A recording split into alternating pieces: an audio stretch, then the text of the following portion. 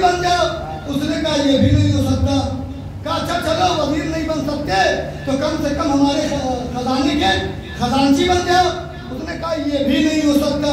वो दावत पे दावत इन्हें दे रहा है और ये टाल रहे हैं।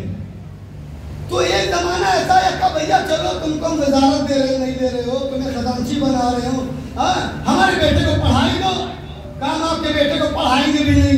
कहा बहुत अच्छी रकम दूंगा। कहा मैं थूकता हूँ ऐसी रकम पे। तो वजीर जो था वो बड़ा चालाक था। कहीं देखिए आपके फेवर में आने वाले नहीं है। कहा फिर कैसे आएंगे? कहा बस इन्हें एक दिन अपने घर का खाना खिला दो। एक दिन इन्हें अपने घर का खाना खिला दो फिर असर देखो। अजीजों किसी के घर दावत मिले तो बड़ा सोच समझ के शिकन सहरी कीजिए। हाँ अब लीजिए कहा चलिए साहब कल दावत पे आ जाइए। सोचेंगे बिस्तर पर लेटा, अरे यार बादशाह है, वजीर बना रहा है, खजांची बना रहा है, बेटे को पढ़ाने के लिए कह रहा है, हाँ इतना ओहदा दे रहा है। चलो यार अब कितने घमंड है, ना चूर हो जाओ। दावत तो कम से कम कबूल कर लो। क्या कहा? दावत तो कबूल कर लो। उसने अपने एक तालिब से कहा जाओ बादशाह से कह देना मैं कल तुम्हारे दावत पे आऊंगा। लीजिए अच्छी अच्छी डिशें तैयार की गई, खाना ला के सामने रखा गया। जब खाना सामने ला के रखा गया तो अभी तक तो ये इमाम का पैरोकार था। अब उसने जब खाना खा लिया तो कहा यार इसके बच्चे को पढ़ा भी देते हैं।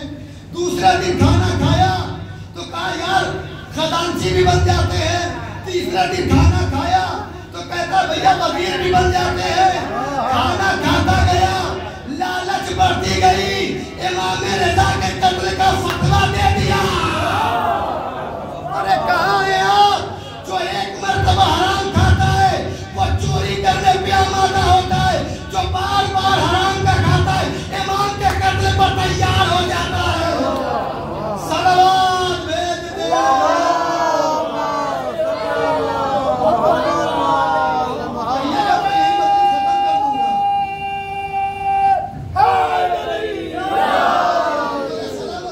बस एक वाकया सुनिए। जैसे ही ये एहसास हो कि दिल नहीं लग रहा है नमाज में, दिल नहीं लग रहा है दुआ में, दिल नहीं लग रहा है मासूमीन की बात को सुनने में, तो तौबा वहीं से कीजिए।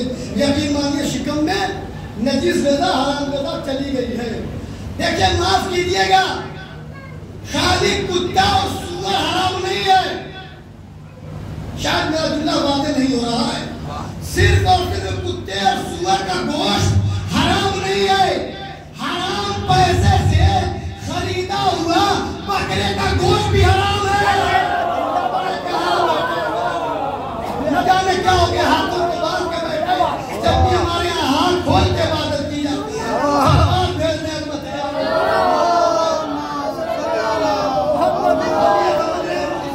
कुत्ते का गोश्त हराम है, सूअर का गोश्त हराम है। मौलवी साहब मिंबर से कुत्ता सूअर मत कहा कीजिए। भैया ये बताइए मिंबर से कुत्ता सूअर कहना सही नहीं है, क्या मिंबर से यज़ीद कहना सही है? चलिए सलवात पढ़ लीजिए, मुझे नहीं मालूम नाम सुना है सबने। सरकार तो बेहतर जानते हैं मुक़द्दस से अर्दबेली बहुत पाए के आलिम थे, इतने बड़े आलिम थे कि इनका जब कोई मसला फंसता था नजफ़ अशरफ मौला की दरी के पास जाते थे, सलाम करते थे, मौला जवाब दे देते कब्र से, और कहते थे मौला ये मसला, मौला हल करके देते थे। अजीजों मुश्किल कुशा है ना, हल करके देते थे। इनके फ़ज़ाइल किसी और तुम सुनिए, पहले इनके बाप के फ़ज़ाइल सुनिए तब एहसास कीजिएगा। एक दिन इनके बाप दरिया के किनारे खड़े हुए तो देखा एक सेब बैठे चला रहा है। इन्होंने क्या देखा कि सेब बहता हुआ चला रहा है, सेब उठाया और भूख लगी थी खा लिया। जब पूरा सेब खा लिया तो याद आया कि यार कुछ भी है, सेब तो मेरा नहीं था ना, खा लिया, ये मैंने गलत किया। कम से कम हराम खाते वक्त अगर ये याद ना आए तो कम से कम खाने के बाद अगर ये याद आ जाए कि हराम खाया तो ये भी अल्लाह की तौफीक है। लगा मैं आज मजलिस जो है अरबी या फारसी में पढ़ रहा हूँ, है ना? सलवार भेज दीजिए।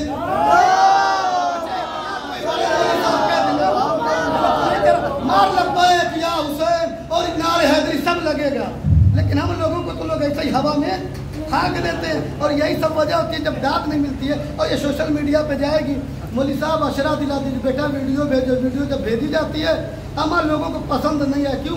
कहे वहाँ के लोग नारा ही नहीं लगा रहे हैं, यानी मौलवी साहब की मजलिस चली नहीं। जब वहाँ नहीं चली तो यहाँ भी नहीं चली। लोग इसी वीडियो से फैसला करते हैं कि कैसी मजलिस पड़ी। अब उन्होंने सेब तो कच्चा खा लिया, अब उनको ये एहसास हुआ यार कुछ भी है, मेरा तो था नहीं। अब जिधर से सेब बहते हुए आ रहा था ये उधर ही चल पड़े। देखा कि दरिया के किनारे सेब का दरख्त है जिसका कुछ हिस्सा दरिया में उसकी टहनी झुकी हुई है और सेब शायद यहीं से गिरा हुआ है। बढ़े तक कुलबाब किया, एक साथ दरवाजा खोले, कहा भाई मैं एक गुनाह सब्ज़ हो गया है, मैंने बगैर आपकी इजाज़त से दरिया से पानी सेब बहते हुए जा रहा था, मैंने उठा के खा लिया, आप मुझे माफ़ कर दीजिए। उन्होंने कहा ठीक है मैंने माफ़ कर दिया। ये कह के दरवाजा मुँह पे बंद कर दिया। फिर फौरन खोला, कहे भैया सुनो, चूंकि ये सेब का जो दरख्त है इसका तनहा मालिक मैं नहीं हूँ। कहा फिर? कहा मेरा भाई भी इसका मालिक है, लिहाजा पूरा सेब आपने खाया तो आधे सेब को तो मैंने माफ कर दिया, आधा सेब अगर माफ करवाना है तो मेरे भाई से मुलाकात कीजिए। समझो कर रहे हैं क्या? कहा मेरे भाई से मुलाकात कीजिए। कहा अच्छा बताइए जल्दी आपके भैया कहाँ हैं? देखिए अर्दबेल है ईरान में। कहा हमारे भैया है इस वक्त नजफ़ अशरफ में। ईरान से इराक का सफर तकरीबन 2200-2400 किलोमीटर का है और आज का जमाना तो है नहीं कि टिकट लिया चले गए, वो जमाना था पैदल चलने वालों का। गलत नहीं कह रहा हूँ सरकार। अब पैदल चल पड़े नजफ के लिए। जब पहुंचे नजफ़ अशरफ तो दकुलबाब किया, एड्रेस जो मिला था दकुलबाब किया। कहा भैया हम आए हुए हैं, माफ मफूगा करें। उन्होंने कहा कैसा? कहा दरिया में एक सेब बह के जा रहा था, मैंने उसे खा लिया। आपके छोटे भाई ने तो माफ कर दिया आधा से, अब आधा से आप माफ कर दीजिए। तो उन्होंने कहा भैया ईरान में चल के नजफ आए हो, जाओ पहले मौला अली की और इमाम हुसैन की ज़ियारत कर लो, फिर मेरे आना। उसने कहा सुनिए गुनाहगार रह के मौला की कब्र पे नहीं जाऊंगा, मैं चाहता हूँ पहले आप माफ करें फिर मौला की ज़ियारत पे जाऊंगा। यानी मौला के दरवाजे पे जब जाऊं तो मुंह दिखाने के लायक रहूं। इन्होंने तो सोचा यार ये वकार, ये मनसब, ये मर्तबा। उन्होंने कहा ऐसा है मैं तुम्हें माफ नहीं करूंगा। कहा लो भैया आप तो बहुत बुरे फंसे। कहा क्यों?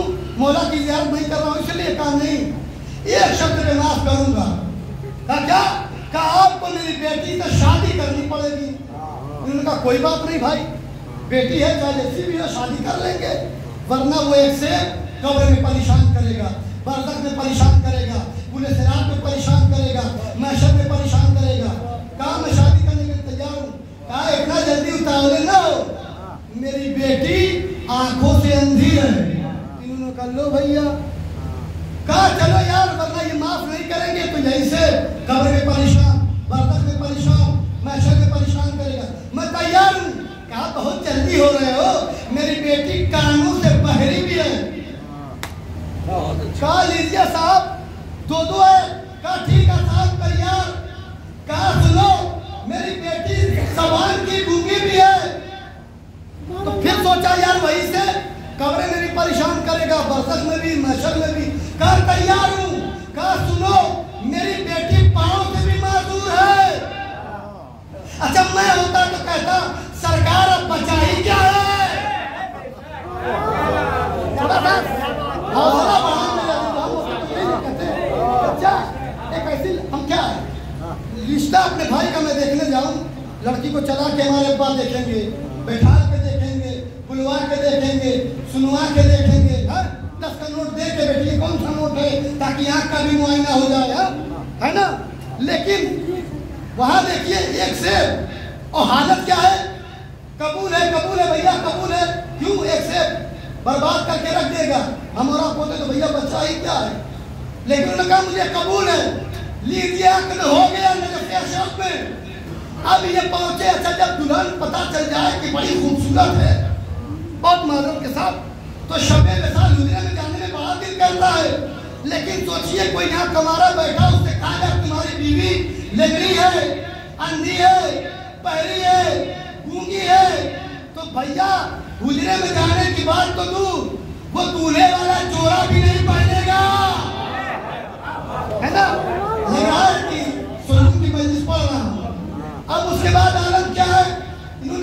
चढ़ाई, कहा यार वो सेब बहुत परेशान करेगा।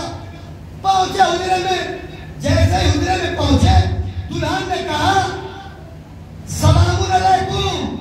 इन्होंने कहा अलैकुम सलाम। अरे इसका बाप तो कह रहा था ये गूंगी है ना, चौंक गया। इसके बाप ने कहा था गूंगी है। उठी, गिलास में पानी लिया, करीब आई, अरे तुम्हारे बाप ने तो कहा था तुम अपाहिज हो। अरे कहाँ बैठे? कहा ये कई उंगली है? कहा एक दो। तुम्हारे बाप ने कहा था अंधी है और तुम सुन भी रही हो।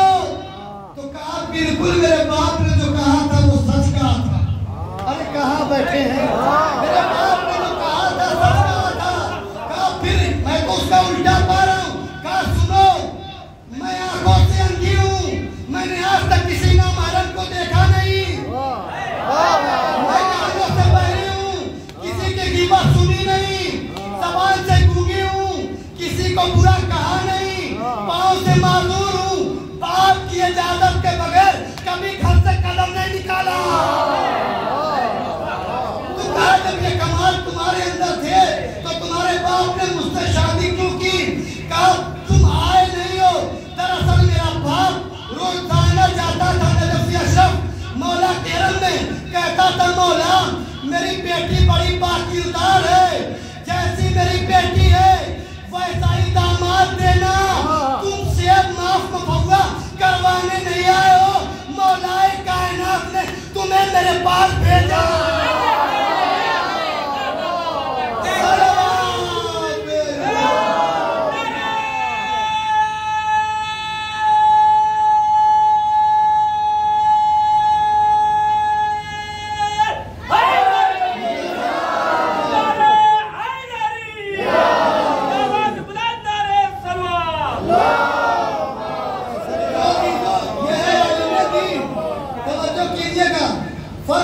समझिए मेरे अजीजों, एक सेब खाया तो एहसास ही जो पैदा हुआ ना, ये अल्लाह ने तौफीक दी। देखिए जब कोई आदमी पहली मरतबा चोरी करता है, नफ्स मलामत करता, यार गलत किया, लेकिन जब पैदा चोरी करने लगेंगे तो वो चोरी नहीं कारोबार बन जाएगा। गलत तो नहीं कर रहा, तवज्जो कीजिएगा। लिहाजा जरूर इस बात की है कि आप देखें खा क्या रहे हैं। अजीजों कभी भी अहले बैत के चाहने वाले जो हकीकी चाहने वाले थे, उन्होंने माले हराम को खाना तो दूर चखा भी नहीं। यही वजह थी कि गाल में लेटे हुए थे जनाबे बोलोल। आखिरी जुमला खत्म हुआ।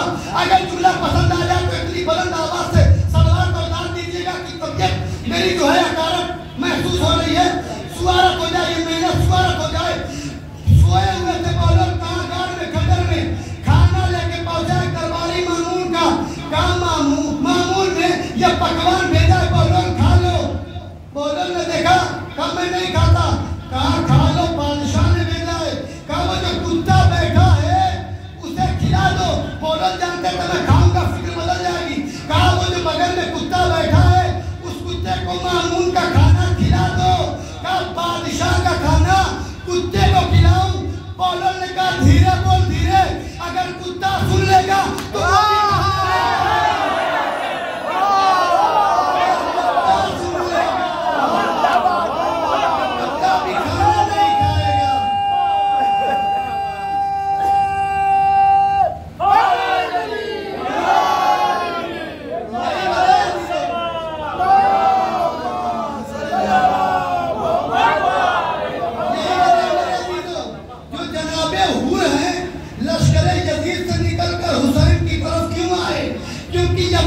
अपने दरबार में बुलाया था, दस्तरखान बिछाया और बिछा के कहा हुर बैठो। कहा मैं तुम्हारे दस्तरखान पर नहीं बैठूंगा। बताओ बुलाया किस लिए? अगर हुर खा लेते तो कभी लश्कर हुसैनी में ना आते। नहीं खाया इसीलिए हुसैन के तरफदार बन गए। फिक्रें बदल देती है, लिहाजा हर दस्तरखान पर न बैठिए, जरा टटोल लीजिए, वरना ये दस्तरखान का खाना हाँ फिक्रे बदल देगा। ये हुए जिन्होंने यजीद के दस्तरखान को ठुकरा दिया। मेरे अजीजों बहुत बड़ी बात थी, बहुत कलेजे की बात थी। आज आदमी मरे जाते भाई को छोड़ देता। अम्मा बेटी की शादी की हमको पूछा नहीं, है ना? लेकिन इनको देखिए, बादशाह है ना यजीद, भाई जालिमों का बादशाह है ना। मुनाफिकों का बादशाह है ना, शराबखोरों का बादशाह है ना, मगर इनकार कर दिया। क्यों? कहा इसलिए कि खाऊंगा तो फिक्र तब्दील हो जाए। लिहाजा तो ग़िज़ा खा रहे हैं, अगर चाह रहे हुसैनी बनूं तो मेरे अजीजों हराम ग़िज़ा को तर्क कर दीजिए। इब्तदाई कलाम में कहा था हलाल का 10 रुपया हराम के 1 करोड़ से अफजल है। क्यों? इसलिए कि भैया हलाल में बरकत होगी। करोड़ों रुपया कमा लीजिए हराम का, क्या है साहब? थाने में देना है, तहसील को देना है, वकील को देना है, जज साहब को देना है, डॉक्टर साहब को देना है, म्युनिसिपालिटी वाले को देना है, फला से माल मफौजा करवाने में देना है। लेकिन अगर हलाल की कमाई है तो ये छोटे मोटे डॉक्टर आपका बड़ा बड़ा केस हल कर देंगे, तो खुराक दवा में सही हो जाएंगे। लेकिन अगर हराम की ग़िज़ा खा रहे हैं तो उसका असर बच्चे पे भी पड़ेगा।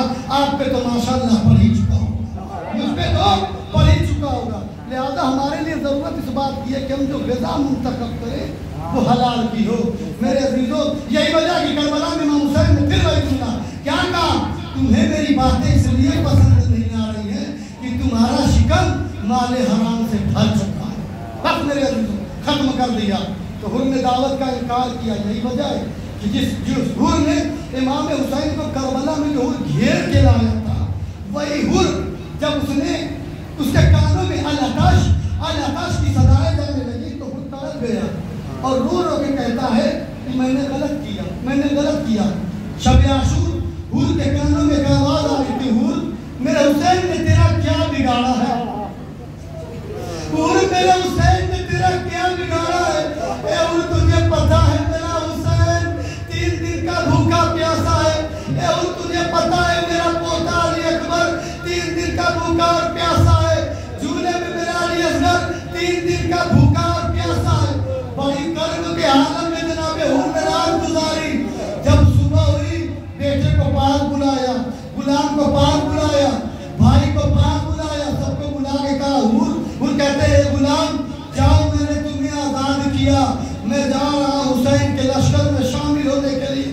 देखिए गुलाम है मगर फिक्र को जरा मुलाजा कीजिए।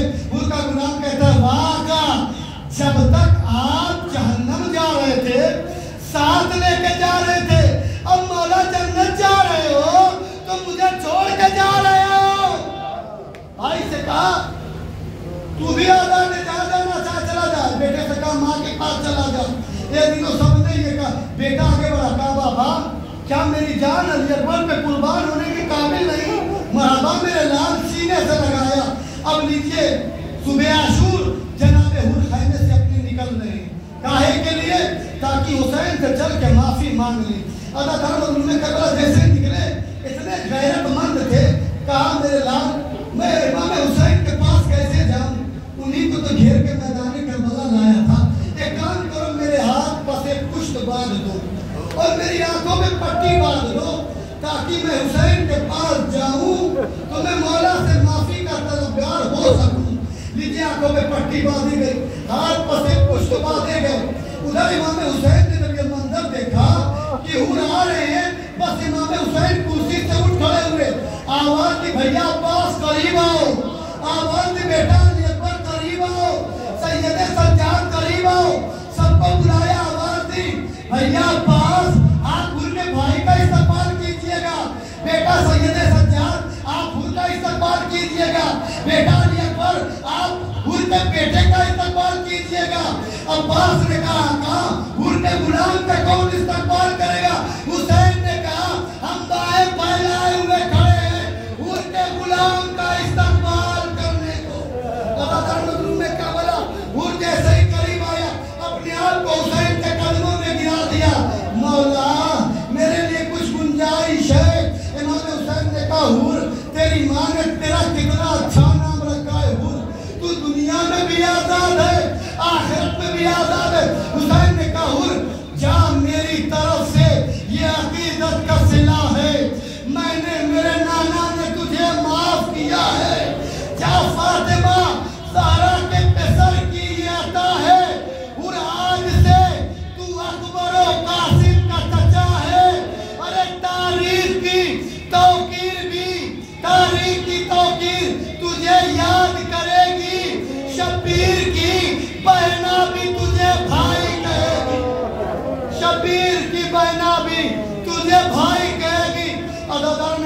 में करबला का मौला, ये बच्चों के जो रोने की आवाज़ें कान में आ रही है, बच्चे अलतश की फरियाद कर रहे हैं, ए मौला इसका जिम्मेदार मैं हूँ, मौला मेरी मुझे माफ़ कर दीजिए। कहा माफ़ किया? कहा ऐसे नहीं मौला, पहले मैं चाहता हूँ कि अपने बेटे को आपके अकबर पे कुर्बान करूँ, तब मैं समझूंगा आपने मुझे माफ़ किया। और तुम मेरे मेहमान हो, मैं तुम्हें कैसे ही इजाज़त दे दूँ?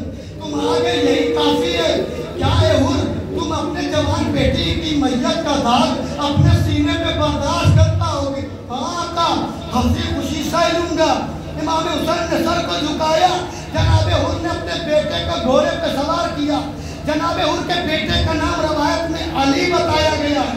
जनाबे हुर का बेटा मैदान करबला में आया, दुश्मनों को वासिल जहन्नम किया, प्यास मारे डाली नहीं है, वापस लौट गया। कहा बाबा थोड़ा सा अगर पानी मिल जाता तो फिर आप देखते मैं कैसे जंग करता।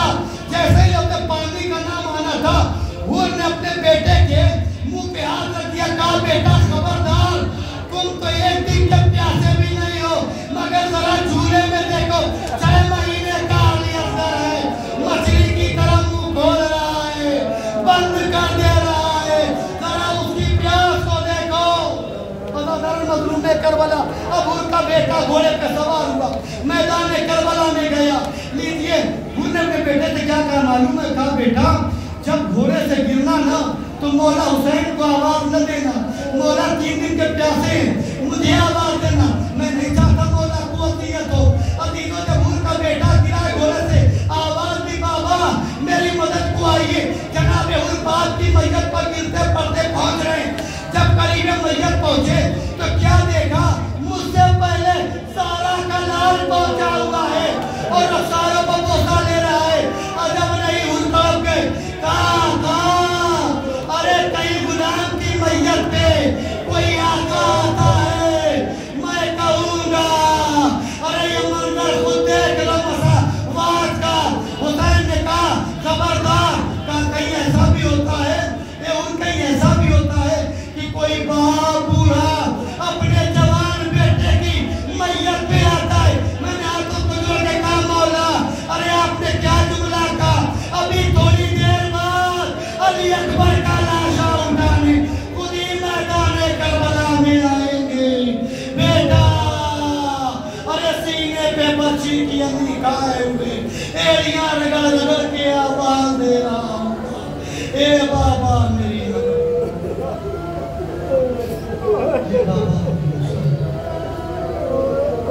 इन्ना लिल्लाहि व इन्ना इलैहि राजिऊन।